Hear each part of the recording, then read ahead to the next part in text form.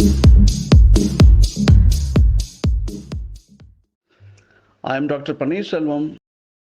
My dear friends, now after this mental consciousness, we'll move to this emotional as well as a physical level. What does it say? How does it occur? See, emotional level, I think, it is always difficult to control. We come into contact with the contrary emotions and opposites, which is difficult to control again. See, in fact, we are a mixed bag. Our emotions are also mixed. It's not rigidly defined in particular form. The heart must be channelized in the right direction. Otherwise, you'll have a kind of different thoughts and different ideas, which would be difficult to control.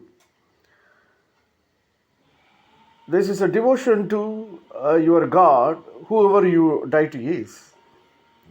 A conscious effort should be made to love God through your devotion or mantra or bhakti.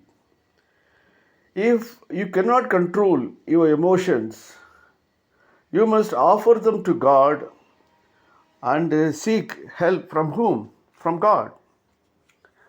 And He will guide you.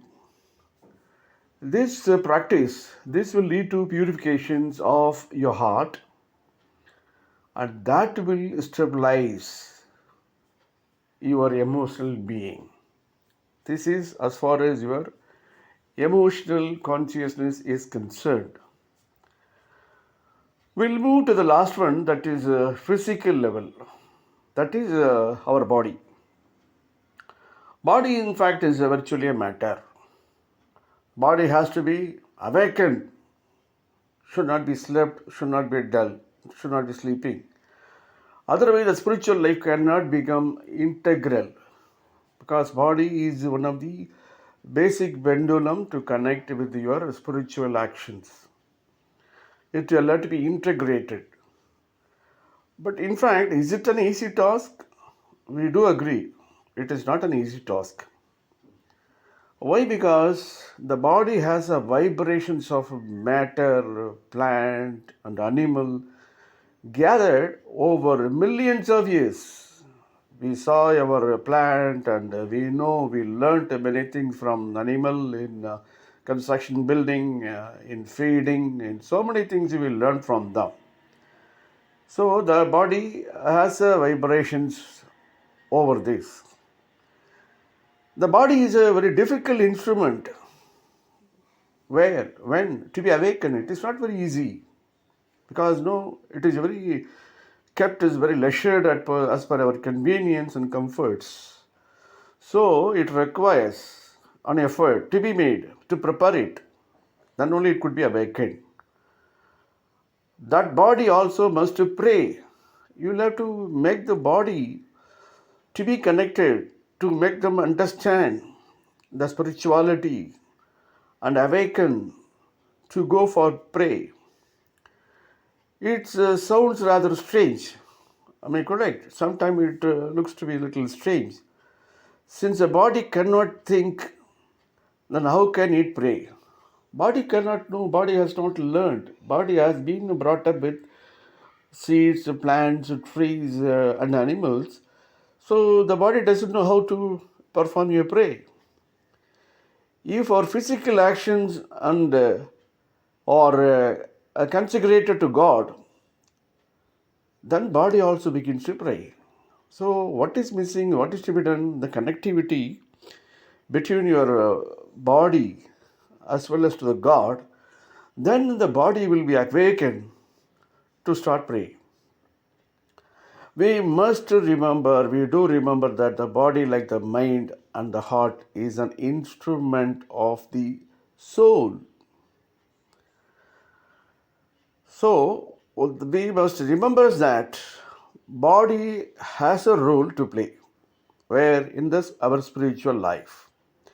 In some of the old traditions of spirituality, the body was not given much importance. Now we connect the body with the mind and the emotions, but earlier in the olden days, body was not given that much importance. So what was the importance given? It was to receive the pranam or bhakti through the mind and through the heart. The body has an equal importance now, as ultimately the destiny of the body is to be transformed into the divine body. That has been the realistic and recent doctrine of philosophy. But now, in order to prepare your body for the ultimate transformation, that is a vital to find your divine, to reach your soul. So it is no doubt importance to be taken for exercise. Keep your body intact. But it is equally important to avoid doing those things which are harmful things. We should not be attracted by the harmful things like smoking, taking alcohol, and having bad habits, etc. Sometimes habits die hard, but if our aspirations is strong, okay, I don't drink, I don't go there, I don't smoke, something like that. If you take your aspirations is strong, we offer the problem to the God sincerely, then it is possible to get rid of bad habits. So you should be prepared, you should be strong enough, and you should be willing to get rid of it. Then you can go to God. Then your strength and God's power will allow you be free from these harmful habits. So now a question now definitely we should have in your mind. Ask you that the God is omnipresent and omniscient. Here we must understand the calling is, you can call it a God. Everywhere it prevails, everywhere it exists, anytime He can. But the calling is part of the relationship between God and the human being. So unless you establish your relationship with your friend, your kith and kin, the people cannot visit. So you should create a kind of relationship between you and God. So then only you will feel that your physical body will be much, much useful to have the connectivity. So the message is the physical body, the physical emotions, and again these two consciousness will have to be connected so that it could be prayed or to get advantages, whatever is possible, for which you will have to be perfect and again good enough to get all their blessings.